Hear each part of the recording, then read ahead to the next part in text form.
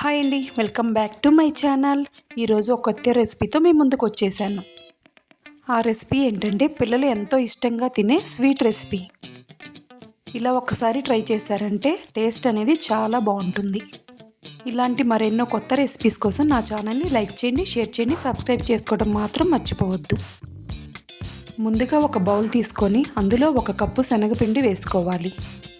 ఈ శనగపిండిలో ఒక చిటికెడు ఉప్పు, చిటికెడు వంట సోడా వేసుకోవాలి. స్వీట్ రెసిపీలో సాల్ట్ వేసుకుంటే టేస్ట్ అనేది చాలా బాగుంటుంది. 1 కప్పు శనగపిండిలో కాచి చల్లార్చిన పాలు 1 కప్పు పోసుకోవాలి. పాలు పోసుకొని ఉండలు లేకుండా ఇలా కలుపుకోవాలి. మీకు పాలు ఇష్టం లేకపోతే ఆ ప్లేస్లో నీళ్ళైనా వేసుకోవచ్చు.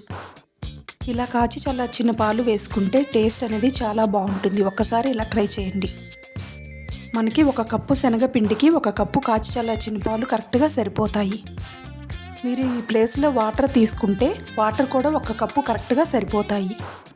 పిండి అనేది ఇలా ఉండలు లేకుండా కలుపుకొని 2 పార్ట్స్గా డివైడ్ చేసుకోవాలి.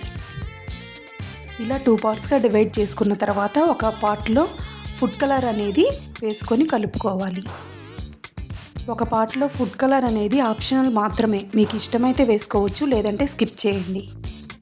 ఒక ప్యాన్ పెట్టుకొని అందులో ఆయిల్ వేసుకోవాలి. మీ దగ్గర ఇలాంటి చిల్లులు గరిటె ఉంటే స్వీట్ అనేది బాగా వస్తుంది.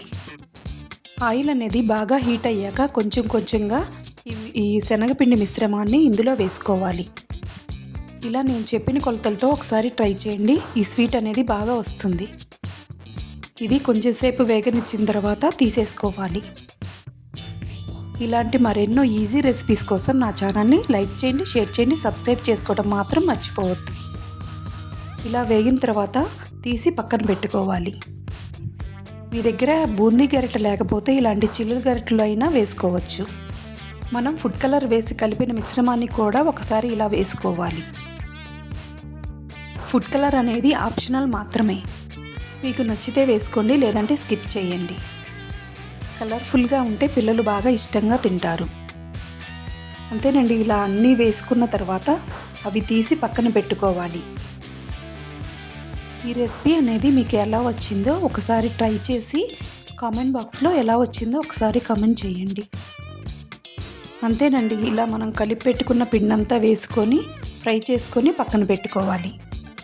ఇలా పక్కన పెట్టుకున్న తర్వాత వేరొక బౌల్ తీసుకొని అందులో 1 కప్పు బెల్లం వేసుకోవాలి.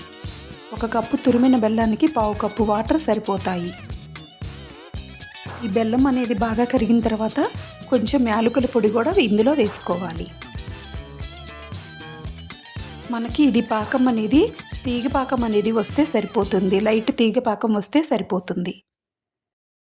తీగ పాకం వచ్చాక 1 స్పూను నెయ్యి కూడా వేసుకోండి. టేస్ట్ అనేది చాలా బాగుంటుంది. అంతేనండి. మనం ముందుగా వేయించి పెట్టుకున్న మిశ్రమాన్ని ఈ బెల్లం పాకంలో వేసుకొని ఒక 5 మినిట్స్ అందులోనే ఉంచాలి. 5 మినిట్స్ ఉంచిన తర్వాత ఇలా కలుపుకొని ఆ పాకం అనేది వాటికి బాగా పడుతుంది. అంతేనండి. ఎంతో ఈజీగా చేసుకునే స్వీట్ రెడీ. ఒకసారి ఇలా ట్రై చేయండి. పాలు బెల్లంతో చేసిన స్వీట్ కాబట్టి ఈ స్వీట్ అనేది చాలా బాగుంటుంది. పిల్లలకు కూడా బాగా నచ్చుతుంది. ఒకసారి ట్రై చేయండి. Thank you for watching.